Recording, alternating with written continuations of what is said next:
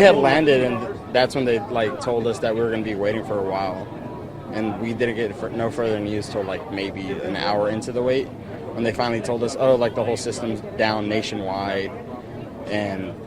that's what they told us, and they kept telling us, and eventually they said that they had found a gate, but it was another 45-minute wait till we finally got to the gate.